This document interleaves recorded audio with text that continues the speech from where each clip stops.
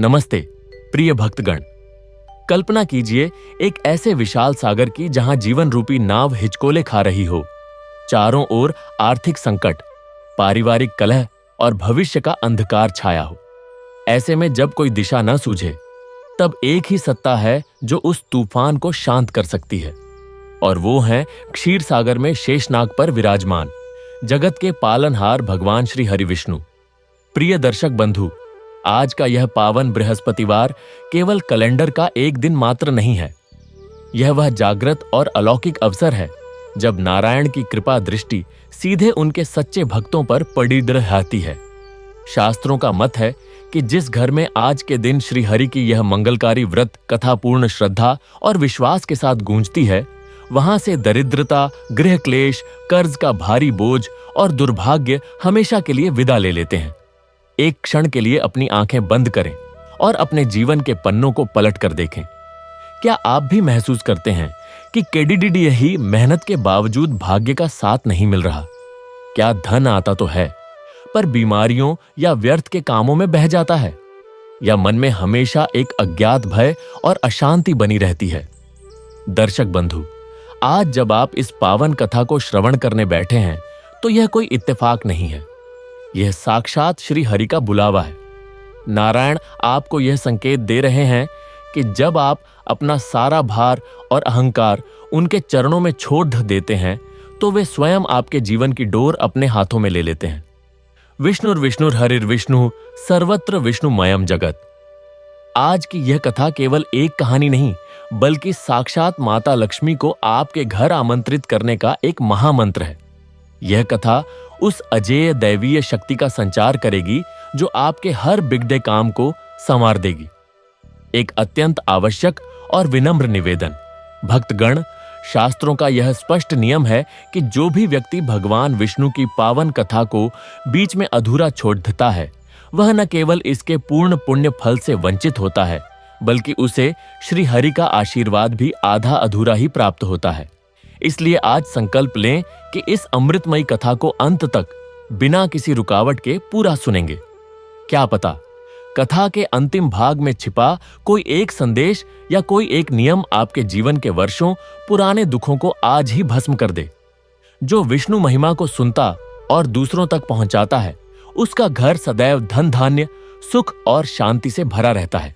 इसलिए धर्म के इस प्रकाश को फैलाने के लिए इस वीडियो को लाइक करें, अपने प्रियजनों के साथ साझा शेयर करें और सनातन धर्म की इस अविरल गंगा से प्रतिदिन जुड़े रहने के लिए आपके अपने चैनल भक्ति स्टेशन को अभी सब्सक्राइब करें। तो आइए अपने मन मंदिर को शुद्ध करें, हृदय में माता लक्ष्मी सहित श्री नारायण का ध्यान धरें और पूरे भाव से ओम नमो भगवते वासुदेवाय का जय घोष करते हुए इस परम पावन बृहस्पतिवार व्रत कथा की दिव्य यात्रा का शुभारंभ करते हैं। प्राचीन काल की बात है, जहां हर चीज पर नाम लिखने की होड़ मची थी, वहां ममत्वपुर, मोह और लगाव का नगर नाम का एक विशाल राज्य बसा हुआ था। यहाँ के राजा अधिकार सेन थे। राजा अधिकार सेन को मेरा शब्द से बहुत प्यार था। राज्य के हर पेड़, हर पत्थर, हर सोने के सिक्के और यहाँ तक कि मंदिरों के कलश पर भी उन्होंने अपना नाम गुदवा रखा था। उनका मानना था कि जो मैंने कमाया है वह मेरा है। भगवान ने मुझे जीवन दिया है, पर इसे सजाया मैंने है। वे भगवान विष्णु की पूजा तो करते थे, पर एक पहरेदार के रूप में। वे कहते थे, हे नारायण, मेरी संपत्ति, मेरे परिवार और मेरे राज्य की रक्षा करना। वे विष्णु जी को अपनी जागीर का चौकीदार समझते थे। उन्हें नहीं पता था कि जिसे वे अपना कह रहे हैं, वह तो केवल एक किराए का मकान है, जिसका असली मालिक कोई और है। किंतु राजा के घर में ही मोह की सबसे गहरी जड़ें फैली हुई थीं। उनके 3 पुत्र थे, जो जीवन की 3 सबसे झूठी संपत्तियों को अपनी मान बैठे थे। सबसे बड़ा पुत्र देहाभिमान था। वह अपने शरीर को ही सब कुछ मानता था। वह दिन रात कसरत करता, जड़ी बूटियां खाता और कहता, यह शरीर मेरा है, मैं इसे कभी बूढ़ा नहीं होने दूंगा, मैं अमर रहूंगा। वह भूल गया था कि शरीर केवल एक पिंजरा है जो भगवान ने उधार दिया है, जिसे एक दिन मिट्टी में मिलना ही है। दूसरा पुत्र संपत्ति दास था। वह सोने के सिक्कों को गले से लगाकर सोता था। वह कहता, ये खजाने मेरे हैं, मेरी मेहनत का फल है। मैं इनमें से एक कौड़ी भी किसी को नहीं दूंगा। वह यह नहीं जानता था कि कफन में कोई जेब नहीं होती। तीसरा पुत्र मोहपाश था। वह अपने परिवार, पत्नी और बच्चों को अपनी जागीर समझता था। वह उन्हें अपने पिंजरे में कैद रखता और कहता, तुम सब मेरे हो, मेरी मर्जी के बिना तुम सांस भी नहीं ले सकते। वह प्रेम नहीं बल्कि उन पर अधिकार जताता था। राजा अधिकार सेन हर एकादशी को बड़े गर्व से अपने खजाने का कुछ हिस्सा दान करते और कहते, हे रमापति, हे अच्युत, देखो मैं अपने खजाने से तुम्हें कितना दान दे रहा हूं। मेरे पुत्र मेरे शरीर, मेरी दौलत और मेरे परिवार को कितने अच्छे से संभाल रहे हैं। प्रभु, मेरे इस अधिकार को हमेशा बनाए रखना। उनकी यह प्रार्थना सुनकर आकाश में विराजमान भगवान श्री हरि विष्णु, जो क्षीर सागर में शेषनाग पर शयन करते हैं, मुस्कुरा दिए। उनकी यह मुस्कान बड़ी भयानक थी, क्योंकि यह मुस्कान माया का संकेत थी। उन्होंने कहा, देखो, ये जीव मेरी ही दी हुई वस्तुओं को अपना समझ बैठे हैं। इन्हें यह बताने का समय आ गया है कि सब कुछ मेरा है और मैं ही सबका हूं। समय बीता और राज्य पर श्री हरि की माया का एक भयानक प्रहार हुआ, विस्मृति और शून्यता का श्राप। एक सुबह राजा ने देखा कि राज्य के हर सिक्के, हर महल और हर पत्थर से उनका नाम मिट गया है। वहां कोई नाम नहीं था। उनके महल के दरवाजे पर लगा स्वर्ण फलक, जिस पर सोने के अक्षरों में अधिकार सेन लिखा था, वह भी कोरे पत्थर में बदल गया था। यह देखकर राजा के पैरों तले जमीन खिसक गई। वह दौड़ते हुए अपने खजाने की ओर गए। वहां भी यही हाल था।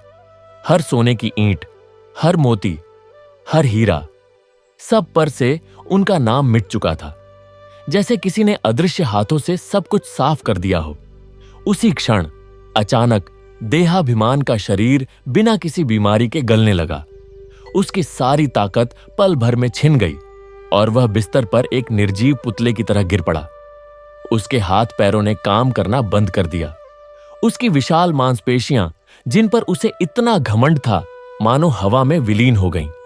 उसे एहसास हुआ कि जिस शरीर को वह अपना कहता था, वह तो उसके एक इशारे पर हाथ भी नहीं उठा पा रहा है। वह चिल्लाया, यह शरीर मेरा है, मेरा, यह मेरी आज्ञा क्यों नहीं मान रहा? पर उसके शब्द हवा में गूंजकर खो गए। संपत्ति दास ने अपनी तिजोरी खोली तो देखा कि सारा सोना राख बन गया है और हवा में उड़ रहा है। उसने अपनी मुट्ठियां भींच लीं। वह उस राख को मुट्ठी में पकड़ने की कोशिश करता, पर वह फिसल जाती। उसके हाथ खाली रह जाते। उसने सोचा कि यह कोई दुःस्वप्न है, पर यह वास्तविकता से भी अधिक सच था। वह राख उसके सामने नाच रही थी, मानो उसके जीवन की कमाई का मजाक उड़ा रही हो। मोहपाश के सामने तो सबसे भयानक दृश्य था।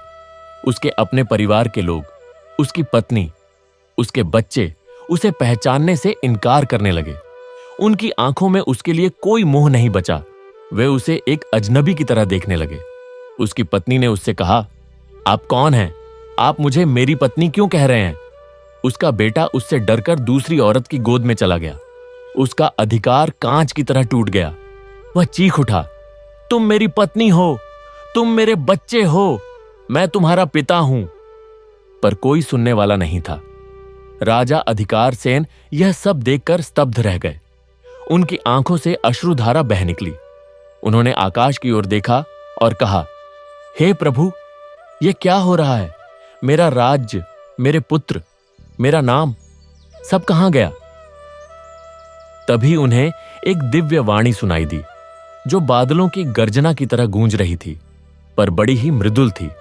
वह वाणी बोली, हे अधिकार सेन, तूने जिसे मेरा कहा वह था ही कहां? तूने मुझे अपने राज्य का चौकीदार नियुक्त किया था, पर मैं तो इस सृष्टि का स्वामी हूं।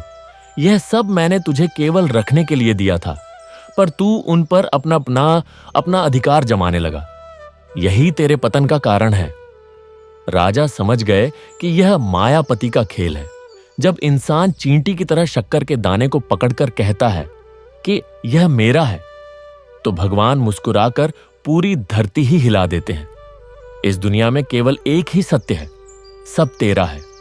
तब राजा अधिकार सेन ने अपना वह मुकुट, जिस पर उनका नाम लिखा था, उतार कर फेंक दिया। उन्होंने एक साधारण भिखारी के वस्त्र पहने और अहंकार शून्य होकर उस नैमिषारण्य वन की ओर प्रस्थान किया, जहां ऋषि मुनि जीवन के मोह को त्याग कर केवल हरि कथा सुनते हैं। जाते समय उन्होंने अपने रोते और तड़पते हुए पुत्रों से कहा, तुम्हें अपनी देह, अपनी दौलत और अपने रिश्तों पर बहुत घमंड था ना? देखो, आज कुछ भी तुम्हारा नहीं रहा। श्रीहरि ने हमें यह सब रखवाली के लिए दिया था, पर हम खुद को मालिक समझ बैठे। मैं उस जगन्नाथ के पास अपना इस्तीफा देने जा रहा हूं। यदि तुम इस झूठे मोह की पीड़ा से बचना चाहते हो और असली शांति पाना चाहते हो, तो यह मैं और मेरा का बोझ यहीं छोड़ो और मेरे पीछे उस माधव के चरणों में खाली हाथ चले आना। राजा के ये वचन सुनकर तीनों पुत्रों की आंखें खुल गईं। उन्होंने अपने पिता के चरण पकड़ लिए और कहा, पिताजी, हम अंधे थे। हमने अपने अहंकार में सब कुछ खो दिया। अब हम भी आपके साथ चलेंगे उस परमात्मा की शरण में, जो हमें यह सबक सिखाने के लिए यह लीला रच रहे हैं। तब राजा ने कहा, ठीक है पुत्रों, पर याद रखो, यह रास्ता सरल नहीं है। यह रास्ता कंटकों से भरा है, पर जहां हरि का नाम है वहां हर कंटक फूल बन जाता है। चलो, हम सब मिलकर उस श्री हरि की खोज में निकलें, जिसने हमें यह बोध दिया है।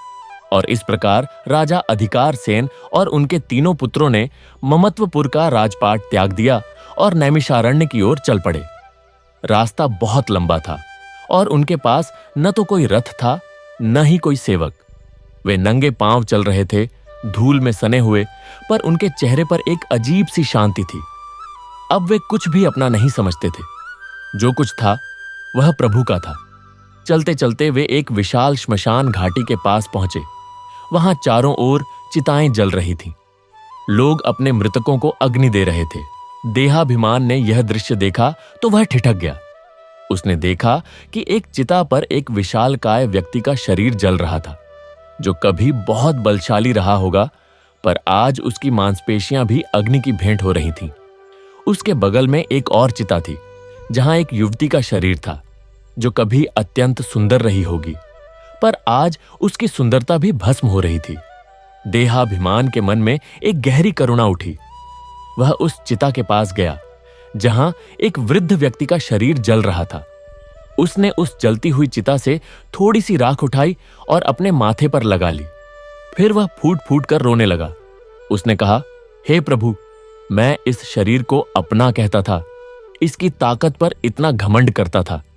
आज देख रहा हूं कि यह शरीर तो मिट्टी का बना है और मिट्टी में ही मिल जाना है। यह शरीर मेरा नहीं है, यह तो आपका दिया हुआ एक वस्त्र है, जिसे एक दिन उतारना ही है। हे माधव, अब मैं इस देह के अभिमान से मुक्त होना चाहता हूं। उसकी आवाज में इतनी करुणा थी कि वहां खड़े लोग भी भावुक हो गए। राजा ने उसे गले से लगा लिया और कहा, पुत्र, आज तूने सच्चा ज्ञान प्राप्त किया। यह शरीर नश्वर है, पर इसके भीतर जो आत्मा है वह अमर है और वही श्रीहरि का अंश है। चलो आगे बढ़ें। थोड़ी दूर आगे बढ़ने पर वे एक छोटे से गांव में पहुंचे। वहां एक मंदिर के बाहर एक छोटा बच्चा मिट्टी से खेल रहा था। उसके पास कोई सोने के खिलौने नहीं थे, कोई हीरे जवाहरात नहीं थे, बस मिट्टी के कुछ लोंदे थे।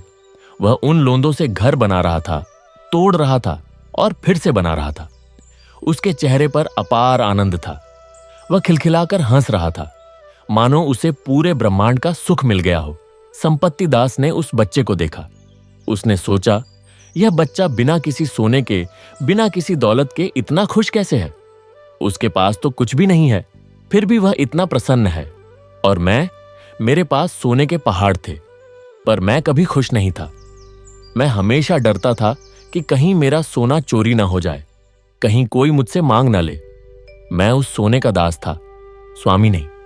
वह उस बच्चे के पास गया और उससे बोला, बेटा, तुम इतने खुश कैसे हो? तुम्हारे पास तो कोई सोना चांदी नहीं है। बच्चे ने अपनी मिट्टी सनी आंखों से उसकी ओर देखा और हंसते हुए बोला, ताऊ जी, सोना चांदी क्या होता है? यह देखो ना, यह मिट्टी कितनी सुंदर है। इससे मैं जो चाहूं बना सकता हूं। यह मिट्टी ही तो सब कुछ है। आप भी तो इसी मिट्टी से बने हैं ना। यह सुनते ही संपत्ति दास के होश उड़ गए। उसे समझ आ गया कि सच्चा सुख बाहरी वस्तुओं में नहीं, बल्कि अंतर की संतुष्टि में है। वह बच्चे के पैरों पर गिर पड़ा और बोला, तूने मुझे जीवन का सबसे बड़ा पाठ पढ़ा दिया। सचमुच यह सारा संसार मिट्टी का है और मिट्टी में ही मिल जाना है। जो सोना मैं अपना समझ रहा था वह तो आज राख बन गया। राजा ने यह सब देखा और मन ही मन श्रीहरि का धन्यवाद किया। उन्होंने सोचा, प्रभु कितने कृपालु हैं कि एक नन्हे बच्चे के माध्यम से भी ज्ञान दे देते हैं। आगे बढ़ने पर वे एक घने जंगल में पहुंचे। वहां बहुत सारे पक्षी थे। उन्होंने देखा कि एक पेड़ पर एक चिड़िया ने अपना घोंसला बनाया हुआ था। उसके छोटे छोटे बच्चे थे। वह चिड़िया बार बार दाना लाकर अपने बच्चों को खिलाती। फिर एक दिन उसने अपने बच्चों को पंख फैलाना सिखाया। वह उन्हें उड़ना सिखाने लगी। कुछ ही दिनों में उसके सभी बच्चे उड़ने लगे। जैसे ही वे उड़ने लगे, उस चिड़िया ने उन्हें अपने से अलग कर दिया। वह अब उन्हें अपने घोंसले में नहीं आने देती थी। वे अब स्वतंत्र थे, अपने अपने रास्ते उड़ गए। मोहपाश यह दृश्य देख रहा था। उसे बड़ा आश्चर्य हुआ। उसने सोचा, यह चिड़िया अपने बच्चों से इतना प्यार करती थी, फिर उसने उन्हें क्यों त्याग दिया? तभी उसके पिता राजा अधिकार सेन ने उससे कहा, पुत्र, इस चिड़िया को देख, यह अपने बच्चों से सच्चा प्रेम करती है, इसलिए उसने उन्हें आजाद कर दिया, उन पर अपना अधिकार नहीं जताया। तूने अपने परिवार को अपनी जागीर समझ लिया था, उन पर अपना अधिकार जताया। तू उन्हें अपने पिंजरे में कैद रखना चाहता था, इसीलिए तूने उन्हें खो दिया। सच्चा प्रेम बंधन नहीं, मुक्ति है। मोहपाश के मन पर यह बात बिजली की तरह गिरी। वह रो पड़ा। उसने कहा, हां पिताजी, मैं समझ गया। मैंने प्रेम के नाम पर केवल अधिकार जताया। मैंने सोचा मेरी पत्नी और बच्चे मेरी संपत्ति हैं, पर वे तो प्रभु की अमानत थे, जिन्हें मुझे स्नेह और स्वतंत्रता देनी चाहिए थी। मैंने उन्हें बांध कर रखा, इसलिए वे मुझसे दूर हो गए। हे नारायण, अब मैं सच्चा प्रेम सीखना चाहता हूं, जो बिना किसी शर्त के हो। इस प्रकार तीनों पुत्रों का हृदय परिवर्तन हो गया। उनके अंदर का अहंकार, लोभ और मोह धीरे धीरे समाप्त होने लगा। वे अब हल्का महसूस कर रहे थे, मानो उनके कंधों से कोई बहुत बड़ा बोझ उतर गया हो। अब वे सब एक साथ नैमिषारण्य की ओर बढ़ रहे थे। रास्ते में उन्हें कई संत महात्मा मिले, जो उन्हें भगवान की लीलाओं के बारे में बताते। एक स्थान पर उन्हें राजा बलि की कथा सुनने को मिली। कथा सुनाने वाले संत बहुत ही भावुक थे। वे बोले, हे श्रोताओ, राजा बलि ने भगवान वामन के सामने अपना सब कुछ अर्पित कर दिया। उन्होंने कहा, हे प्रभु, यह सब आपका ही है, मैं केवल एक निमित्त मात्र हूं। उन्होंने अपना शरीर, अपना राज्य, अपनी पत्नी, अपने बच्चे, सब कुछ भगवान के चरणों में समर्पित कर दिया। और जब भगवान ने उनसे 3 पग भूमि मांगी, तो उन्होंने बिना किसी संकोच के दे दी, क्योंकि उन्हें पता था कि यह सब प्रभु का ही है। प्रभु जो चाहें वो ले सकते हैं। यह कथा सुनकर राजा अधिकार सेन और उनके पुत्रों की आंखों में आंसू आ गए। उन्होंने सोचा, राजा बलि कितने महान थे, जिन्होंने अपना सब कुछ त्याग दिया, और हम लोग तो मिट्टी के कुछ ढेलों को अपना समझकर अहंकार में डूबे रहे। फिर थोड़ी दूर आगे बढ़ने पर उनकी भेंट एक ऐसे संत से हुई, जो उन्हें नारद जी के मोह भंग की कथा सुना रहे थे। वह संत बोले, एक बार देवर्षि नारद को अपने ज्ञान और भक्ति पर बहुत अभिमान हो गया। वे सोचने लगे कि मैं ही सबसे बड़ा भक्त हूं। तब भगवान विष्णु ने उनकी यह परीक्षा ली। उन्होंने नारद जी को एक मृग तृष्णा में डाल दिया। नारद जी एक राजा बन गए।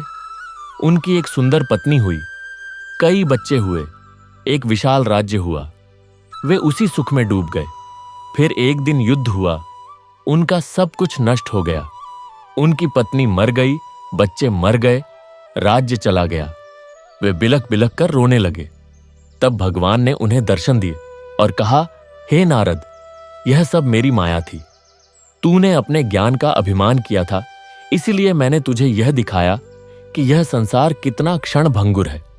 जिस परिवार और राज्य को तू अपना समझ रहा था, वह सब मिथ्या था, केवल मैं ही सत्य हूं। यह कथा सुनकर तीनों भाइयों की आंखें खुल गईं। उन्हें समझ आ गया कि उनके साथ भी कुछ ऐसा ही हुआ था। भगवान ने उनके अहंकार को तोड़ने के लिए उनकी ममता और लगाव को छीन लिया, ताकि वे सत्य की ओर लौट सकें। आगे चलते चलते वे एक और स्थान पर पहुंचे।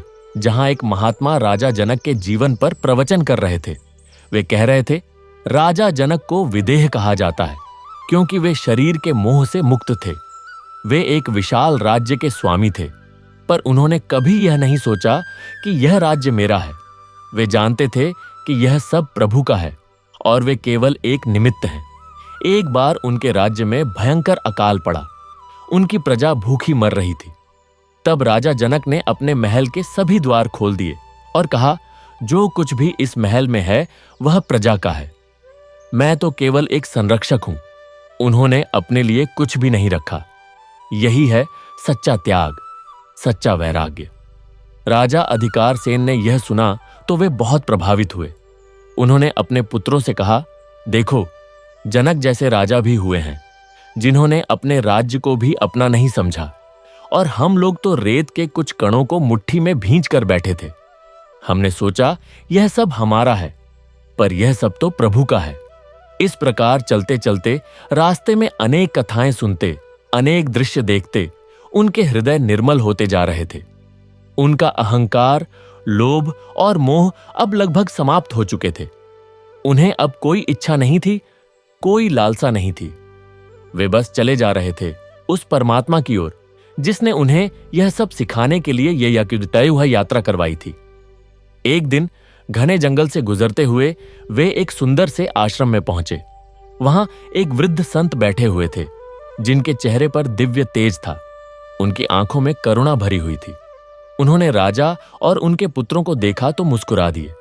उन्होंने कहा, आओ बच्चों, बैठो। बहुत दूर से आए हो, बहुत थक गए होगे। राजा ने उन संत के चरण स्पर्श किए और कहा, महाराज, हम बहुत अज्ञानी हैं। हमने जीवन भर मेरा मेरा करते बिता दिया।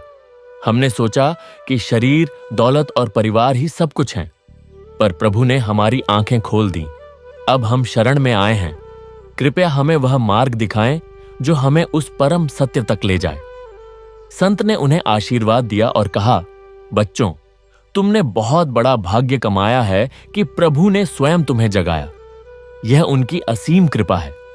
जिस माया ने तुम्हें बांध रखा था, उसी माया ने तुम्हें मुक्त किया। अब तुम सही मार्ग पर हो। तभी वहां एक साधारण ग्वाला आया। उसके हाथ में बांसुरी थी और वह मुस्कुरा रहा था। उसने आते ही कहा, बाबा, आज बहुत सारे मेहमान हैं क्या? संत ने कहा, हां वत्स, ये सब प्रभु की खोज में आए हैं। ग्वाले ने राजा और उनके पुत्रों की ओर देखा और फिर मुस्कुराते हुए बोला, राजन, तुम लोग जिसे मुट्ठी में बांधना चाहते थे वह रेत था। रेत को मुट्ठी में बांधोगे तो वह फिसल जाती है, पर जिस दिन तुमने मुट्ठी खोल दी उस दिन पूरा आसमान तुम्हारा हो गया। ऐसे ही जब तुम मेरा कहकर चीजों को बांधते हो तो वे तुमसे छूट जाती हैं, और जब तुम कहते हो, हे नाथ, यह सब तेरा है, तो सब कुछ तुम्हारा हो जाता है। मैं केवल उसी का हूं जो इस सत्य को जान लेता है। यह सुनते ही राजा के होश उड़ गए। उन्हें लगा जैसे उनके भीतर कोई दिव्य ज्योति जल उठी हो। उन्होंने उस ग्वाले के चरण पकड़ लिए और कहा, प्रभु, आप कौन हैं? आपकी वाणी में वह माधुर्य है, वह सत्य है जो केवल उस परमात्मा में ही हो सकता है।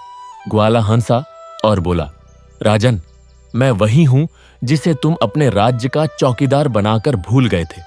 मैं वही हूं जो क्षीर सागर में शयन करता हूं, जो इस सृष्टि का पालनहार हूं। मैं वही हूं जिसने तुम्हारा सब कुछ छीन लिया ताकि तुम मुझे पा सको। अब तुम सच्चे अर्थों में मेरे हो। यह सुनकर सभी की आंखों से अविरल अश्रुधारा बहने लगी। वे भगवान के चरणों में गिर पड़े और बोले, हे नाथ, हम अज्ञानी थे, हमने आपको नहीं पहचाना। कृपया हमें क्षमा करें। अब से हम सदा आपके चरणों में निवास करेंगे। हम कभी मेरा नहीं कहेंगे। सब कुछ तेरा है, केवल तेरा। भगवान श्री हरि विष्णु ने उन्हें आशीर्वाद दिया और कहा, उठो बच्चों, अब तुम ज्ञानी हो गए हो। अब तुम्हें कोई भय नहीं है। जाओ, इसी भाव से जीवन बिताओ। हमेशा याद रखो, त्वदीयम वस्तु गोविंद तुभ्यमेव समर्पये। यही सबसे बड़ा मंत्र है। जो कुछ भी तुम्हारे पास है वह मेरा है, उसे मुझे ही समर्पित कर दो। फिर देखना, तुम्हें कभी किसी बात का दुहक नहीं होगा। तब राजा और उनके पुत्रों ने एक स्वर में कहा, यूएम नमो नारायणाय। हे नारायण, आपकी जय हो। आपकी लीलाएं अपरंपार हैं। आपने हमें जो सिखाया वह हम कभी नहीं भूलेंगे। भगवान अंतर्ध्यान हो गए, पर उनकी वाणी की गूंज उस जंगल में उनके हृदय में सदा के लिए बस गई। राजा अधिकार सेन और उनके तीनों पुत्र वहीं उस आश्रम में रुक गए। अब वे न तो राजा थे न राजकुमार, वे केवल भगवान के भक्त थे। उन्होंने अपना सारा समय भगवान की भक्ति में, उनकी कथाओं के श्रवण और कीर्तन में बिताना शुरू कर दिया। उनके हृदय से मैं और मेरा का भाव पूरी तरह समाप्त हो गया था। अब वे जो कुछ भी देखते थे उसमें केवल भगवान को देखते थे। उन्हें लगता था कि यह सारा संसार, ये पेड़ पौधे, ये पशु पक्षी, ये नदी पहाड़, सब कुछ भगवान का ही रूप है। उनके मन में किसी के प्रति कोई द्वेष नहीं था, कोई लालसा नहीं थी।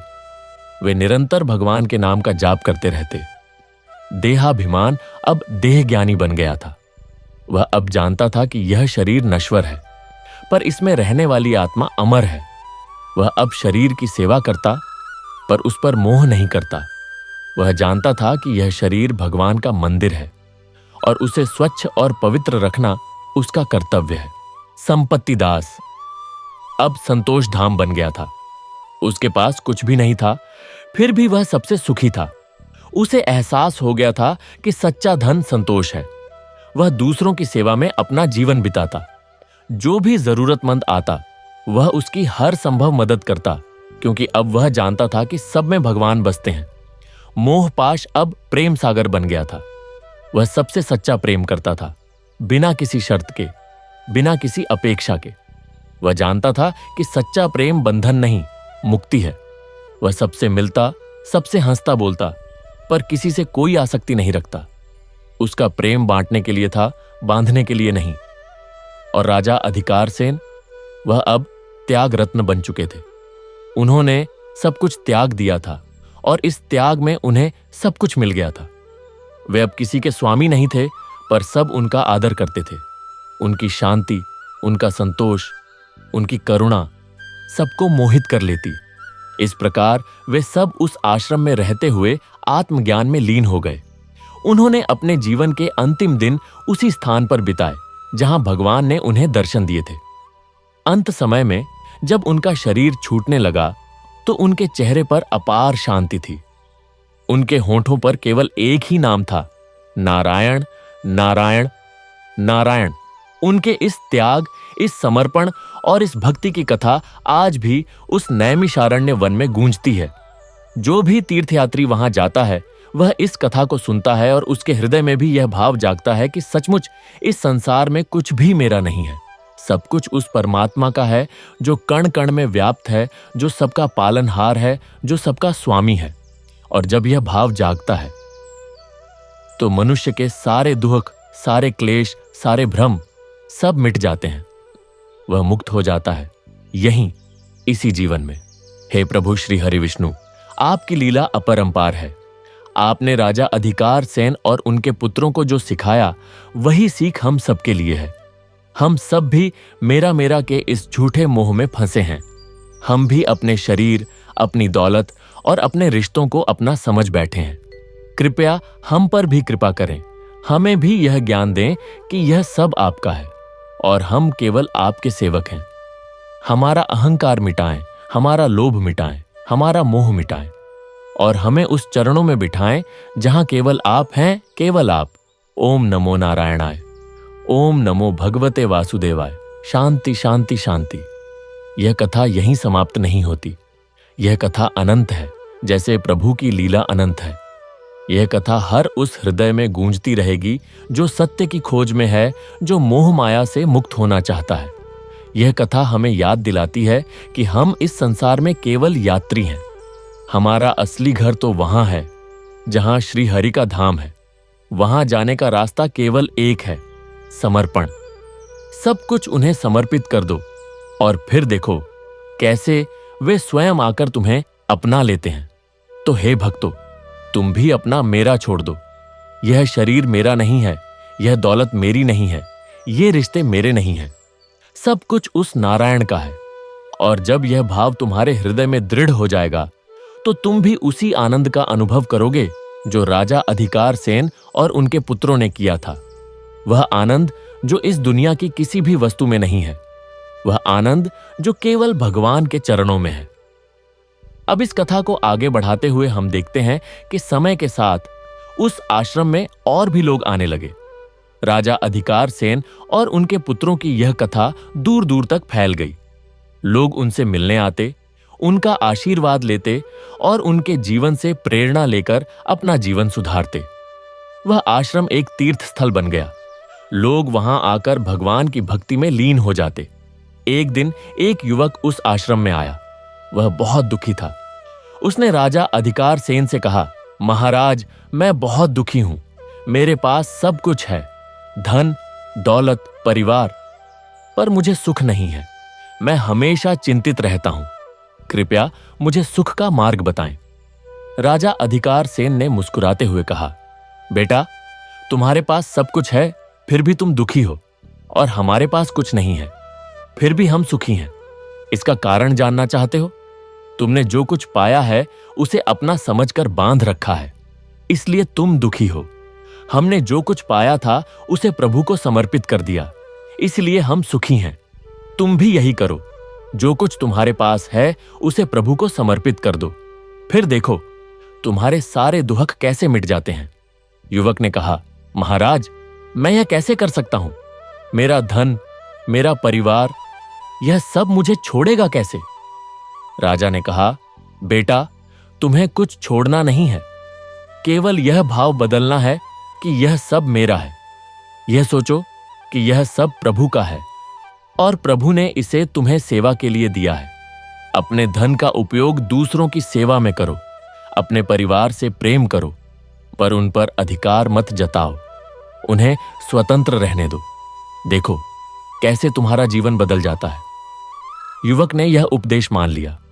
उसने अपने जीवन में यह परिवर्तन किया और सचमुच उसके सारे दुख मिट गए। वह भी नियमित रूप से उस आश्रम में आने लगा और भगवान की भक्ति में लीन हो गया। इस प्रकार राजा अधिकार सेन और उनके पुत्रों के जीवन से अनगिनत लोगों ने प्रेरणा ली और अपने जीवन को सार्थक बनाया। उनकी यह कथा आज भी हमें यह सिखाती है कि जीवन में सच्चा सुख केवल भगवान के चरणों में है। बाहरी वस्तुओं में सुख ढूंढना व्यर्थ है। वे तो केवल भगवान की दी हुई अमानत हैं, जिनका सही उपयोग सेवा और समर्पण में है। तो आइए हम सब भी इस कथा से सीख लें, अपने जीवन से मैं और मेरा का भाव मिटाएं, भगवान श्री हरि विष्णु को अपने जीवन का स्वामी माने और निरंतर उनके नाम का जाप करें। AUM नमो नारायणाय। यही जीवन का परम सत्य है, यही जीवन का परम ध्येय है। यह कथा यहीं समाप्त नहीं होती। यह कथा सुनाने वाला और सुनने वाला दोनों ही इस कथा का अंग हैं। जब तक यह संसार है, यह कथा रहेगी, और जब तक यह कथा है तब तक लोगों को यह याद दिलाती रहेगी कि सब कुछ उस परमात्मा का है जो कण कण में व्याप्त है, जो सबका पालनहार है, जो सबका स्वामी है। हे प्रभु, हमें इस सत्य को कभी ना भूलने दें। हमें सदा आपके चरणों में रखें। हमारा जीवन आपको समर्पित है। ओम नमो नारायणाय। ओम नमो भगवते वासुदेवाय। और फिर वह युवक जो सुख की खोज में आया था, अब उस आश्रम का नियमित सदस्य बन गया। वह प्रतिदिन राजा अधिकार सेन की सेवा में आता, उनके मुख से निकले हुए प्रत्येक वचन को अमृत की तरह पी जाता। उसका नाम था सुख विलास। नाम के अनुरूप ही उसने जीवन में केवल सुख और विलास को ही एकमात्र लक्ष्य मान रखा था। पर आज वह समझ गया कि सुख नाम की कोई वस्तु बाहर नहीं है, वह तो भीतर है, अपनापन त्यागने में है, समर्पण में है। एक दिन की बात है, सुखविलास ने राजा अधिकार सेन से एक प्रश्न पूछा। महाराज, आपने बताया कि सब कुछ प्रभु का है और हमें अपना सब कुछ उन्हें समर्पित कर देना चाहिए, पर यह समर्पण कैसे किया जाता है? क्या हमें अपना घर बार, धन दौलत, परिवार सब छोड़कर जंगल में आ जाना चाहिए? राजा अधिकार सेन गहरी मुस्कान के साथ बोले, वत्स, समर्पण का अर्थ त्याग नहीं है। समर्पण का अर्थ है स्वीकार करना कि यह सब मेरा नहीं है। तुम घर में रहो, पर यह भाव रखो कि यह घर प्रभु का है। तुम धन कमाओ, पर यह जानो कि यह धन प्रभु का है। मैं तो केवल इसका रखवाला हूं। तुम परिवार से प्रेम करो, पर यह समझो कि यह सब प्रभु की अमानत है, मेरी संपत्ति नहीं। यही समर्पण है, यही सच्चा वैराग्य है। यह सुनते ही सुख विलास के मन का सारा अंधकार छंट गया। उसे लगा जैसे उसकी आंखों से कोई पट्टी हट गई हो। वह बोला, महाराज, मैं समझ गया। अब तक मैं यही सोचता था कि सन्यास लेने के लिए घर बार छोड़ना पड़ता है, पर आपने तो यह बताया कि घर में रहकर भी, संसार में रहकर भी मन से सन्यासी बना जा सकता है। यही तो असली कठिनाई है। घर छोड़ देना आसान है, पर मन से मोह छोड़ देना बहुत कठिन। राजा ने कहा, हां वत्स, यही सबसे बड़ा योग है, यही असली तप है। इसी को कहते हैं जीवन मुक्ति, संसार में रहते हुए भी मुक्त हो जाना। जनक जी ने यही किया था। उन्होंने राजपाट संभाला, पर मन से वे सदा विदेह रहे। तुम भी यही करो। इस प्रकार सुख विलास ने उस आश्रम से विदा ली और अपने नगर लौट गया। पर अब वह पहले जैसा नहीं रहा था। उसके चेहरे पर एक अलग ही तेज था। उसकी आंखों में एक अलग ही चमक थी। लोग उसे देखकर हैरान रह जाते। वही व्यक्ति जो कभी धन दौलत के पीछे पागल रहता था, आज सब कुछ होते हुए भी किसी चीज से चिपका नहीं था। उधर उस आश्रम में राजा अधिकार सेन और उनके पुत्रों के जीवन का एक नया अध्याय शुरू हुआ। अब वे केवल भक्त नहीं थे, बल्कि स्वयं ज्ञान के स्रोत बन चुके थे। दूर दूर से लोग उनसे मिलने, उनसे ज्ञान पाने के लिए आते, पर वे कभी गुरु नहीं बने, कभी शिष्य नहीं बनाया। वे तो बस अपने जीवन से उदाहरण देकर लोगों को समझाते कि देखो हम कैसे थे और कैसे हो गए। यह सब केवल प्रभु की कृपा से हुआ है। हमारा अपना कोई बल नहीं है, कोई ज्ञान नहीं है। एक दिन वहां एक वृद्ध महिला आई। वह बहुत दुखी थी। उसके आंसू रुक ही नहीं रहे थे। राजा अधिकार सेन ने उसे अपने पास बिठाया और धीरे से पूछा, माता, तुम इतनी दुखी क्यों हो? क्या हुआ? वह महिला बोली, महाराज, मेरा एक ही बेटा था, वही मेरा सब कुछ था। कल उसकी मृत्यु हो गई। अब मैं किसके लिए जीऊं? मैंने उसे पाल पोसकर बड़ा किया, उसके सपने देखे, उसके लिए सब कुछ किया, और आज वह मुझे छोड़कर चला गया। यह दुख मैं कैसे सहूं? यह सुनकर राजा की आंखें भी नम हो गईं। उन्होंने उस महिला का हाथ अपने हाथ में लिया और कहा, माता, तुम्हारा दुख बहुत बड़ा है, इसमें कोई संदेह नहीं, पर क्या तुमने कभी सोचा कि यह बेटा सचमुच तुम्हारा था? उसे तुम्हारे पास भेजने वाला कोई और था और आज उसने वापस बुला लिया। तुम तो केवल एक माध्यम थी, एक सेविका थी। प्रभु ने उसे तुम्हें सौंपा था, तुमने उसकी सेवा की, यह तुम्हारा पुण्य है। अब प्रभु ने उसे वापस ले लिया, यह उनकी इच्छा है। हमें उनकी इच्छा का सम्मान करना चाहिए। महिला बोली, महाराज, यह तो मैं समझती हूं, पर मेरा मन नहीं मानता। मेरा हृदय कहता है कि वह मेरा था, मेरा अपना था, उसके बिना मैं अधूरी हूं। तब राजा ने उसे एक कहानी सुनाई। उन्होंने कहा, माता, एक बार की बात है, एक बहुत गरीब आदमी था, उसके पास कुछ नहीं था। एक दिन एक धनी व्यापारी ने उसे अपना एक बहुमूल्य हीरा सौंपा और कहा, इसे अपने पास रखो, इसकी रक्षा करो, जब मैं मांगूं तो मुझे लौटा देना। वह गरीब आदमी बहुत खुश हुआ। उसने उस हीरे को संभाल कर रखा, रोज उसे साफ किया, उसे निहारा। धीरे धीरे वह उस हीरे से ऐसा जुड़ गया कि उसे लगने लगा कि यह हीरा उसका है। एक दिन व्यापारी आया और बोला, मुझे मेरा हीरा वापस दो। वह गरीब आदमी रोने लगा, चिल्लाने लगा, यह हीरा मेरा है, मैं नहीं दूंगा। पर व्यापारी ने कहा, तुमने इसकी रक्षा की, इसकी देखभाल की, इसके लिए मैं तुम्हारा आभारी हूं, पर यह हीरा मेरा है। मैंने तुम्हें केवल रखने के लिए दिया था, देने के लिए नहीं। अब मैं इसे वापस ले रहा हूं। माता, यह गरीब आदमी तुम हो, यह हीरा तुम्हारा बेटा है, और यह व्यापारी स्वयं भगवान है। उन्होंने तुम्हें यह हीरा केवल रखने के लिए दिया था, उसकी सेवा करने के लिए दिया था। तुमने बड़ी लगन से उसकी सेवा की, यह तुम्हारा सौभाग्य है, पर अब भगवान ने उसे वापस मांग लिया। अब रोने से क्या होगा? अब तो केवल यही कर सकती हो कि भगवान को धन्यवाद दो कि उन्होंने तुम्हें इतने वर्षों तक उस हीरे की सेवा करने का अवसर दिया। यह कहानी सुनते ही उस महिला के आंसू रुक गए। उसके चेहरे पर एक अजीब सी शांति छा गई। उसने कहा, महाराज, आपने मेरी आंखें खोल दी। सचमुच मेरा बेटा मेरा नहीं था, वह तो प्रभु का था। मैं तो केवल एक सेविका थी। आज प्रभु ने उसे वापस ले लिया। मैं उनकी इच्छा का सम्मान करती हूं। और वह महिला भी उस आश्रम में ही रुक गई। अब उसका जीवन भी भगवान की भक्ति में लीन हो गया। वह रोज उस स्थान पर जाती जहां राजा अधिकार सेन बैठते थे और उनके मुख से निकले हुए ज्ञान के सागर में गोते लगाती। इस प्रकार वह आश्रम धीरे धीरे एक विशाल तीर्थ स्थल बन गया। वहां केवल राजा और उनके पुत्र ही नहीं बल्कि सैकड़ों लोग रहने लगे। सबने अपना सब कुछ त्याग दिया था, पर किसी ने कुछ नहीं खोया था। सबने पाया था उस परम शांति को जो इस संसार की किसी भी वस्तु में नहीं मिल सकती। अब हम इसका कथा को और आगे बढ़ाते हैं। समय कितनी तेजी से बीतता है पता ही नहीं चलता।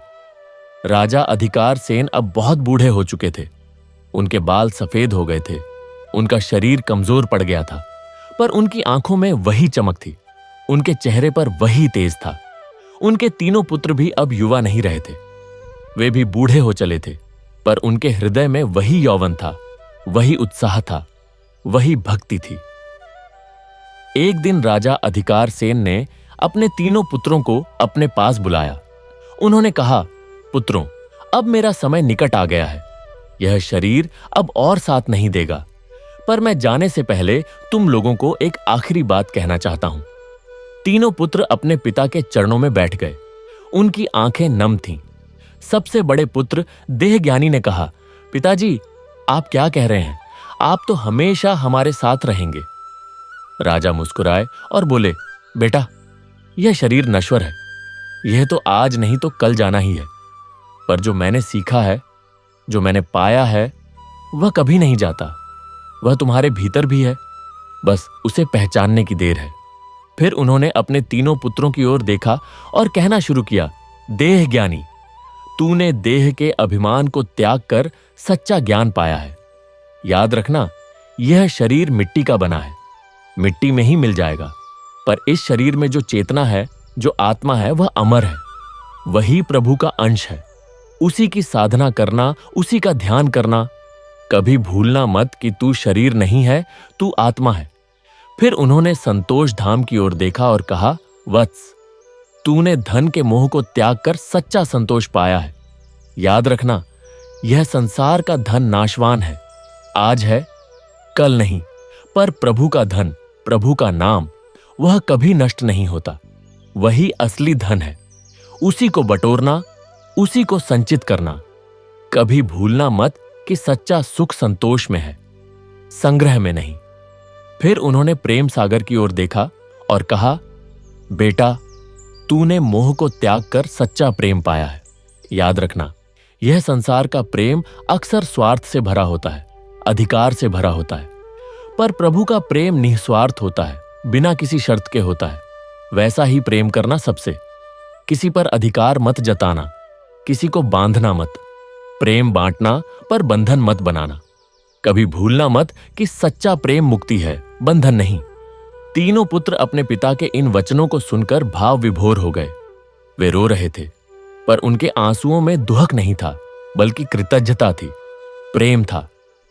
तब राजा अधिकार सेन ने अपनी आंखें बंद कर लीं और धीरे धीरे उनके होंठों पर एक नाम गूंजने लगा, नारायण, नारायण, नारायण।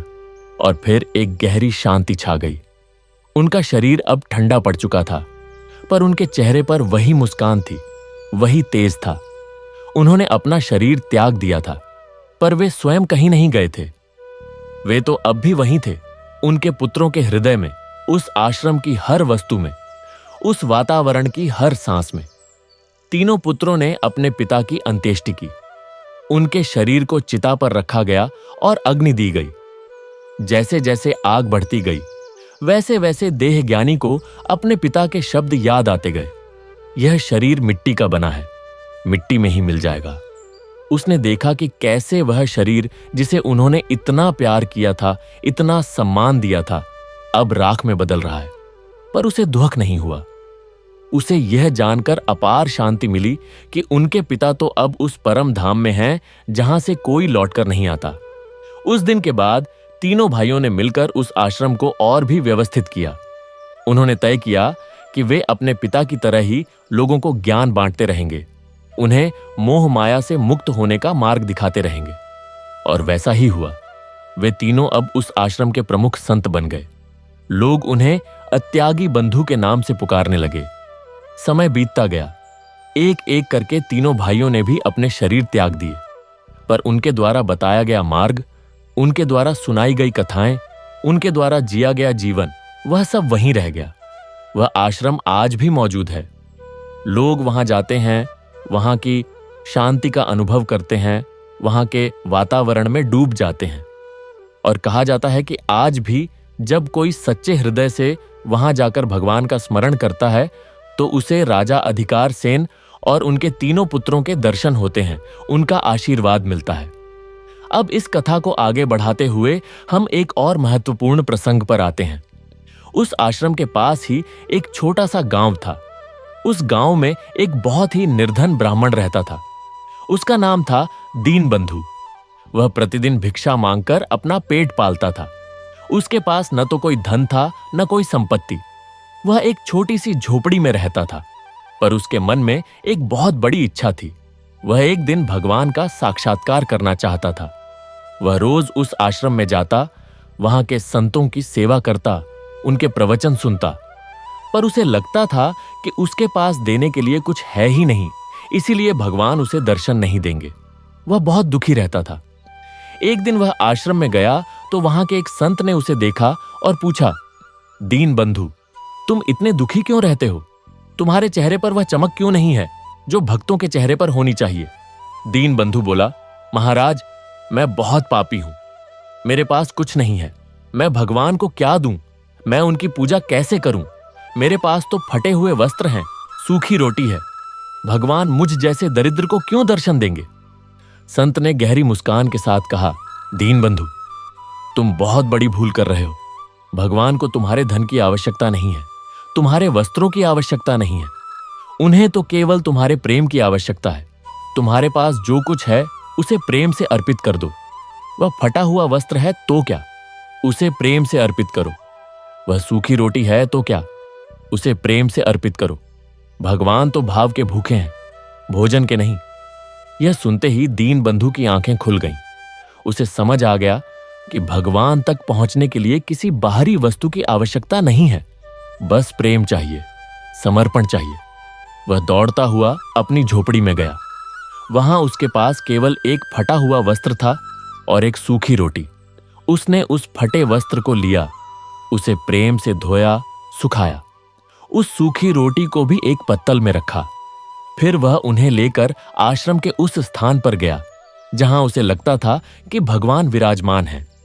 उसने उस फटे वस्त्र को भगवान के सामने रखा और कहा, हे प्रभु, यह मेरा एकमात्र वस्त्र है। यह फटा हुआ है, पर मैंने इसे प्रेम से धोया है। कृपया इसे स्वीकार करें। फिर उसने वह सूखी रोटी रखी और कहा, हे नाथ, यह मेरा एकमात्र भोजन है। यह सूखी है, पर मैंने इसे अपने प्रेम से सींचा है। कृपया इसे स्वीकार करें। और फिर उसने अपनी आंखें बंद कर लीं और भगवान का स्मरण करने लगा। उसे नहीं पता था कि उसके सामने क्या हो रहा है, पर जब उसने आंखें खोलीं तो वह चकित रह गया। वह फटा हुआ वस्त्र दिव्य वस्त्र में बदल गया था और वह सूखी रोटी दिव्य भोजन में। और सबसे बड़ी बात, उसके सामने स्वयं भगवान श्री हरि विष्णु खड़े थे, उस पर कृपा दृष्टि डाल रहे थे। दीनबंधु के होश उड़ गए। वह भगवान के चरणों में गिर पड़ा और बोला, प्रभो, मैं कौन हूं? मैं तो एक दीनहीन ब्राह्मण हूं। आपने मुझ पर यह कृपा कैसे की? भगवान ने उसे उठाया और कहा, दीनबंधु, मैंने तुझ पर कृपा नहीं की है, तूने मुझ पर कृपा की है। तूने अपना सब कुछ मुझे अर्पित कर दिया। तूने यह नहीं सोचा कि यह वस्त्र फटा है, यह रोटी सूखी है। तूने तो केवल प्रेम से अर्पित किया, और प्रेम से बढ़कर मुझे और क्या चाहिए? तूने मुझे पा लिया, क्योंकि तूने स्वयं को खो दिया। यह कहकर भगवान अंतर ध्यान हो गए, पर उनकी वाणी दीनबंधु के हृदय में सदा के लिए बस गई। उस दिन के बाद दीनबंधु भी उस आश्रम में रहने लगा। अब वह भी दूसरों को यही सिखाता कि भगवान को पाने के लिए कुछ बड़ा करने की आवश्यकता नहीं है, बस प्रेम चाहिए, समर्पण चाहिए। और जो प्रेम से कुछ भी अर्पित करता है, भगवान उसके सामने स्वयं प्रकट हो जाते हैं। इस प्रकार वह आश्रम ज्ञान और भक्ति का एक अटूट स्रोत बन गया। सदियां बीत गईं, पर उस आश्रम की महिमा कभी कम नहीं हुई। आज भी जब कोई सच्चे मन से वहां जाता है तो उसे राजा अधिकार सेन और उनके पुत्रों का आशीर्वाद मिलता है। उसे दीनबंधु की कथा याद आती है और उसे यह एहसास होता है कि इस संसार में सबसे बड़ी वस्तु प्रेम है, सबसे बड़ा धन समर्पण है। अब हम इस कथा को और गहराई में ले जाते हैं। उस आश्रम में एक और घटना घटी जिसने वहां के वातावरण को और भी पवित्र कर दिया। एक दिन एक युवती वहां वह बहुत सुंदर थी, पर उसके चेहरे पर गहरी उदासी थी। वह आश्रम के मुख्य द्वार पर खड़ी हो गई और रोने लगी। वहां के एक संत ने उसे देखा और पूछा, बेटी, तुम क्यों रो रही हो? क्या दुहक है तुम्हें? वह युवती बोली, महाराज, मैं बहुत अभागी हूं। मेरा पति मुझे छोड़कर चला गया। मेरे माता पिता ने मुझे त्याग दिया। मेरे पास कोई नहीं है। मैं संसार में अकेली हूं। मुझे कहीं शांति नहीं मिलती। कृपया मुझे भी यहां रहने की जगह दें। संत ने कहा, बेटी, यह आश्रम सबके लिए खुला है। तुम यहां रह सकती हो, पर एक बात बताओ, क्या तुम सचमुच अकेली हो? क्या तुम्हारे पास कोई नहीं है? युवती बोली, नहीं महाराज, मेरा कोई नहीं है। मैं बिल्कुल अकेली हूं। संत मुस्कुराए और बोले, बेटी, तुम्हारा यह कहना सही नहीं है। तुम अकेली नहीं हो। तुम्हारे साथ वह सदा है जो कभी छोड़कर नहीं जाता, जिसे कोई त्याग नहीं सकता, जो सबका है और सब में है। तुम भूल गई हो उसे। उसे याद करो। वह तुम्हारे भीतर ही बसा है। युवती ने कहा, महाराज, आप किसकी बात कर रहे हैं? संत ने कहा, बेटी, मैं उस परमपिता परमात्मा की बात कर रहा हूं जो इस सृष्टि का स्वामी है, जो कण कण में व्याप्त है, जो सबका पालनहार है। उसे भूलकर ही तुम दुखी हो। उसे पालो, फिर देखो, तुम्हें कभी अकेलापन नहीं सताएगा। युवती ने पूछा, महाराज, मैं उसे कैसे पाऊं? संत बोले, बेटी, उसे पाने के लिए कहीं जाने की आवश्यकता नहीं है। बस अपने भीतर झांको, अपने मन को शांत करो और फिर धीरे धीरे उसका नाम जपो, नारायण नारायण नारायण। धीरे धीरे तुम्हें अनुभव होगा कि वह तुम्हारे साथ है, तुम्हारे भीतर है, तुम्हारे चारों ओर है। युवती ने वैसा ही किया। वह वहीं एक कोने में बैठ गई, अपनी आंखें बंद कर लीं और धीरे धीरे नारायण नाम का जाप करने लगी। कुछ ही समय में उसके चेहरे पर एक अजीब सी शांति छा गई। उसकी उदासी गायब हो गई। जब उसने आंखें खोलीं तो उसके चेहरे पर एक दिव्य तेज था। वह बोली, महाराज, मैंने अनुभव किया। सचमुच वह मेरे साथ हैं। वह मेरे भीतर हैं। अब मैं अकेली नहीं हूं। मैं कभी अकेली नहीं थी। मैं तो भूल गई थी। उस दिन के बाद वह युवती भी उस आश्रम में रहने लगी। उसने अपना सारा दुख भगवान के चरणों में समर्पित कर दिया। अब वह भी भक्ति में लीन रहती। उसकी आवाज बहुत मधुर थी, इसलिए वह आश्रम में भजन कीर्तन करने लगी। उसके भजन सुनकर लोग मंत्रमुग्ध हो जाते। उन्हें लगता जैसे स्वर्ग से देवताओं की वाणी अवतरित हो रही हो। इस प्रकार वह आश्रम धीरे धीरे एक ऐसा स्थान बन गया जहां हर प्रकार के दुखी लोग आते और शांति पाकर लौटते। कोई धन के मोह से दुखी था, कोई शरीर के अभिमान से, कोई रिश्तों के बंधन से। सबको यहां उपाय मिलता। सबको यहां यह सीख मिलती कि सब कुछ प्रभु का है, और जो यह जान लेता है उसे फिर कभी दुख नहीं होता। अब कथा को और आगे बढ़ाते हैं। एक बार की बात है, उस आश्रम के पास एक बहुत बड़ा मेला लगा। दूर दूर से लोग उस मेले में आए। उनमें से बहुत से लोग उस आश्रम में भी आए। वे वहां की शांति देखकर चकित रह गए। उन्होंने वहां के संतों से पूछा, यहां इतनी शांति कैसे है? हमारे मन तो हमेशा अशांत रहते हैं। कृपया हमें भी शांति का मार्ग बताएं। वहां के एक संत ने कहा, भाइयों, शांति बाहर नहीं है, भीतर है। हमने अपने मन से मैं और मेरा का भाव निकाल दिया है, इसलिए हमें शांति है। तुम भी ऐसा करो। जो कुछ तुम्हारे पास है उसे प्रभु का समझो। किसी चीज पर अपना अधिकार मत जताओ। सब कुछ प्रभु को समर्पित कर दो। फिर देखो कैसे शांति स्वयं आकर तुम्हारे हृदय में वास करती है। लोगों ने यह सुना, पर उनका मन नहीं माना। उन्होंने सोचा, यह तो बहुत कठिन है। हम तो अपना धन, अपना परिवार, अपना शरीर, इन सबको ही अपना सुख मानते हैं। इन्हें त्याग कर हम कैसे सुखी रह सकते हैं? तब उस संत ने उन्हें एक दृष्टांत सुनाया। उन्होंने कहा, एक बार एक व्यक्ति नदी के किनारे बैठा था। उसने देखा कि एक बिच्छू पानी में गिर गया है और डूब रहा है। उसे दया आ गई। उसने अपना हाथ बढ़ाकर उस बिच्छू को बचाने की कोशिश की। जैसे ही उसने हाथ लगाया, बिच्छू ने उसे डंक मार दिया।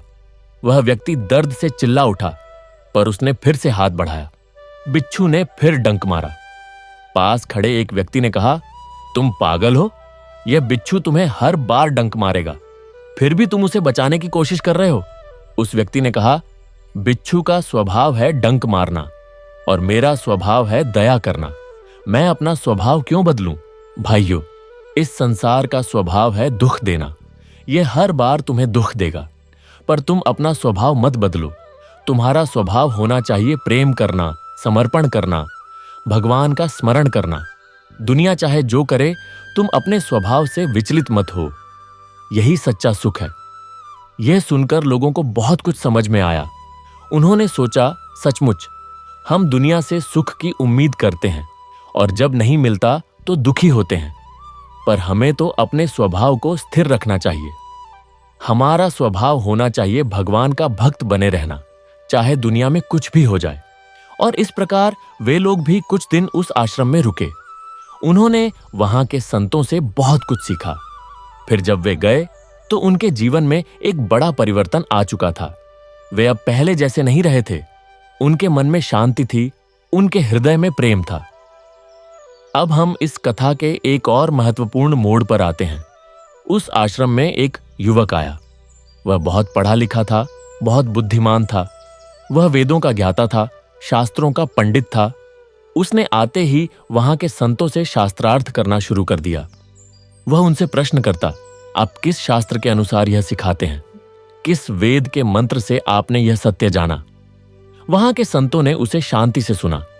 फिर एक संत ने कहा, वत्स, तुमने बहुत पढ़ा है, बहुत जानते हो, पर क्या तुमने कभी अपने भीतर झांक कर देखा है? क्या तुमने कभी उस परम सत्य का अनुभव किया है जिसके बारे में ये शास्त्र बात करते हैं? युवक ने कहा, मैंने सब कुछ पढ़ा है, सब कुछ जानता हूं। अनुभव की क्या आवश्यकता है? ज्ञान ही सब कुछ है। संत मुस्कुराए और बोले, वत्स, मान लो किसी ने मिठाई के बारे में सब कुछ पढ़ लिया। वह कैसी दिखती है, कैसे बनती है, किस सामग्री से बनती है, पर जब तक वह उसे खाएगा नहीं, तब तक उसे उसका स्वाद कैसे पता चलेगा? ठीक वैसे ही तुमने शास्त्र पढ़ लिए, पर जब तक तुम उस परम सत्य का अनुभव नहीं करोगे, तब तक तुम्हें सच्चा ज्ञान नहीं होगा। युवक को यह बात समझ में आ गई। उसने कहा, महाराज, मैं समझ गया। मैंने केवल किताबी ज्ञान बटोरा था। अब मैं अनुभव करना चाहता हूं। कृपया मुझे मार्ग दिखाएं। संत ने कहा, बहुत अच्छा। सबसे पहले अपने इस ज्ञान के अहंकार को त्यागो। यह मत सोचो कि मैं बहुत जानता हूं। यह सोचो कि मैं कुछ नहीं जानता। फिर धीरे धीरे भगवान के नाम का जाप करो, नारायण नारायण नारायण, और देखो कैसे वह स्वयं तुम्हें सब कुछ समझा देंगे। युवक ने वैसा ही किया। उसने अपना अहंकार त्याग दिया। वह रोज भगवान का नाम जपने लगा। कुछ ही दिनों में उसके जीवन में एक अद्भुत परिवर्तन आ गया। उसके चेहरे पर वह चमक आ गई जो केवल सच्चे अनुभवी भक्तों में होती है। वह अब शास्त्रों की बातें नहीं करता था, बल्कि अपने अनुभव की बातें करता था, और उसकी बातों में वह गहराई थी। वह सत्य था जो केवल शास्त्रों को पढ़ने से नहीं आता। वह युवक अब उस आश्रम का एक अभिन्न अंग बन गया। वह अब दूसरों को भी यही सिखाता कि सच्चा ज्ञान किताबों में नहीं, अनुभव में है, और भगवान का अनुभव करने का सबसे सरल उपाय है उनके नाम का जाप, उनके प्रति प्रेम, उनके चरणों में समर्पण। इस प्रकार वह आश्रम ज्ञान और अनुभव का एक अद्भुत संगम बन गया। यहां कोई भी अपने ज्ञान का घमंड नहीं करता था, कोई भी अपनी योग्यता का अभिमान नहीं करता था। सब केवल भगवान के प्रेम में डूबे रहते थे। सब केवल एक ही बात कहते थे, सब तेरा है, हे नाथ, सब तेरा है। अब हम इस कथा को समाप्ति की ओर ले जाते हैं, पर याद रखना, यह कथा कभी समाप्त नहीं होती। यह कथा तो अनंत है, जैसे प्रभु की लीला अनंत है। यह कथा हर उस हृदय में जीवित रहेगी जो सत्य की खोज में है, जो मोह माया से मुक्त होना चाहता है, जो उस परमात्मा को पाना चाहता है। तो हे भक्तों, तुम भी इस कथा से सीख लो। अपने जीवन से मैं और मेरा का भाव मिटाओ। यह मत सोचो कि यह शरीर मेरा है, यह धन मेरा है, ये रिश्ते मेरे हैं। यह सब प्रभु का है। तुम तो केवल एक माध्यम हो, एक सेवक हो। और जब यह भाव तुम्हारे हृदय में दृढ़ हो जाएगा तो तुम भी उसी आनंद का अनुभव करोगे जो राजा अधिकार सेन और उनके पुत्रों ने किया था। वह आनंद जो इस दुनिया की किसी भी वस्तु में नहीं है, वह आनंद जो केवल भगवान के चरणों में है। और सबसे बड़ी बात, यह मत सोचो कि यह कथा सुनकर तुम्हारा काम समाप्त हो गया। यह तो केवल शुरुआत है। अब इस कथा को अपने जीवन में उतारो, इस कथा के सत्य को अपने अनुभव में लाओ, और फिर देखो कैसे तुम्हारा जीवन बदल जाता है, कैसे तुम्हारे सारे दुहक मिट जाते हैं, कैसे तुम्हें वह शांति मिलती है जिसकी तलाश में तुम जीवन भर भटकते रहे। और सबसे बड़ी बात, यह मत सोचो कि यह कथा सुनकर तुम्हारा काम समाप्त हो गया। यह तो केवल शुरुआत है। अब इस कथा को अपने जीवन में उतारो, इस कथा के सत्य को अपने अनुभव में लाओ, और फिर देखो कैसे तुम्हारा जीवन बदल जाता है, कैसे तुम्हारे सारे दुहक मिट जाते हैं, कैसे तुम्हें वह शांति मिलती है जिसकी तलाश में तुम जीवन भर भटकते रहे। वह आश्रम जो कभी राजा अधिकार सेन और उनके 3 पुत्रों की तपस्थली था, अब एक विशाल तीर्थ में परिवर्तित हो चुका था। वहां की हर वस्तु, हर पेड़, हर पत्थर, हर कण उस परम सत्य की गवाही दे रहा था कि यह संसार नश्वर है, केवल नारायण सत्य है। वहां आने वाला हर व्यक्ति, चाहे वह राजा हो या रंक, विद्वान हो या मूर्ख, धनी हो या निर्धन, सबको एक ही उपदेश मिलता, त्वदीयम वस्तु गोविंद तुभ्यमेव समर्पे। हे गोविंद, यह सब तेरा है, तुझी को समर्पित है। एक दिन की बात है, वहां एक बूढ़ा साधु आया। उसकी आंखों में करुणा थी, चेहरे पर तेज था। उसने आश्रम में प्रवेश किया और वहां के संतों से कहा, मैंने सुना है कि यहां एक ऐसा स्थान है जहां लोगों को जीवन का परम सत्य समझाया जाता है। क्या मैं भी कुछ दिन यहां रह सकता हूं? संतों ने उसका स्वागत किया और कहा, बाबा, यह आश्रम सबके लिए खुला है, आप जब तक चाहें यहां रह सकते हैं। वह साधु वहां रहने लगा। वह बहुत कम बोलता था, पर जब भी बोलता उसकी वाणी में ऐसी गहराई होती कि सुनने वाले मंत्रमुग्ध हो जाते। वह अक्सर राजा अधिकार सेन की समाधि के पास बैठा रहता और घंटों ध्यान में लीन रहता। लोग उसका नाम पूछते तो वह केवल मुस्कुरा देता और कहता, नाम क्या रखा है? मैं तो वही हूं जो तुम हो, मैं तो वही हूं जो सब में है। एक दिन उस साधु ने आश्रम के सभी लोगों को इकट्ठा किया। उसने कहा, बच्चों, मैं तुम सबको एक आखिरी कथा सुनाना चाहता हूं। यह कथा उस परम सत्य की है जिसे तुम सब ढूंढ रहे हो। सब लोग चुपचाप बैठ गए। साधु ने अपनी आंखें बंद की, कुछ क्षण ध्यान किया, फिर बोलना शुरू किया। एक बार की बात है, एक राजा था। वह बहुत प्रतापी था, बहुत धनवान था। उसके पास वह सब कुछ था जो इस संसार में सुख के लिए चाहिए। विशाल महल, अपार धन, सुंदर रानियां, आज्ञाकारी पुत्र, विस्तृत राज्य। पर वह सुखी नहीं था। वह हमेशा दुखी रहता, हमेशा अशांत रहता। उसे समझ नहीं आता था कि इतना सब कुछ होते हुए भी उसे सुख क्यों नहीं मिलता। एक दिन उसने अपने राज्य के एक संत को बुलवाया और पूछा, महाराज, मेरे पास वह सब कुछ है जो इस संसार में दुर्लभ है, फिर भी मैं सुखी नहीं हूं। मेरे मन में हमेशा एक खालीपन रहता है। कृपया मुझे सुख का मार्ग बताएं। संत ने कहा, राजन, तुमने जो कुछ पाया है उसे अपना समझकर बांध रखा है। यही तुम्हारे दुख का कारण है। यह महल तुम्हारा नहीं है, यह धन तुम्हारा नहीं है, यह रानियां तुम्हारी नहीं हैं, ये पुत्र तुम्हारे नहीं हैं, यह राज्य तुम्हारा नहीं है। यह सब उस परमात्मा का है। तुम तो केवल एक रखवाले हो। जब तक तुम यह नहीं समझोगे तब तक तुम्हें सुख नहीं मिलेगा। राजा ने पूछा, महाराज, मैं यह कैसे समझूं? मैंने यह सब अपने परिश्रम से कमाया है, यह सब मेरा ही तो है। संत ने कहा, राजन, एक उदाहरण लेते हैं। मान लो किसी ने तुम्हें एक सुंदर सा घर रहने के लिए दे दिया। तुम उसमें रहते हो, उसकी देखभाल करते हो, उसे सजाते हो। क्या अब वह घर तुम्हारा हो गया? राजा बोला, नहीं महाराज, वह घर उसी का है जिसने मुझे दिया है। संत ने कहा, ठीक वैसे ही यह शरीर, यह धन, यह परिवार, यह सब कुछ उस परमात्मा ने तुम्हें केवल उपयोग करने के लिए दिया है। यह तुम्हारा है ही नहीं।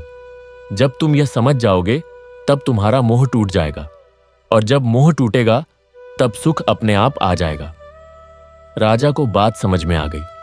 उसने उसी दिन से अपने जीवन में यह भाव अपना लिया कि यह सब प्रभु का है, और फिर देखते ही देखते उसका जीवन बदल गया।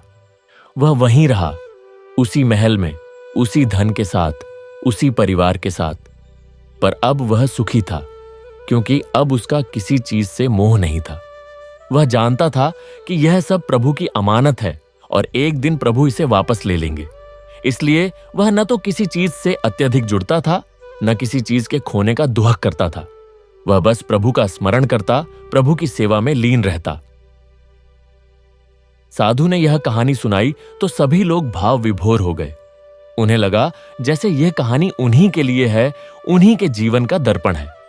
तभी एक व्यक्ति ने पूछा, बाबा, यह कहानी तो बहुत अच्छी है, पर यह हमारे जीवन में कैसे उतरे?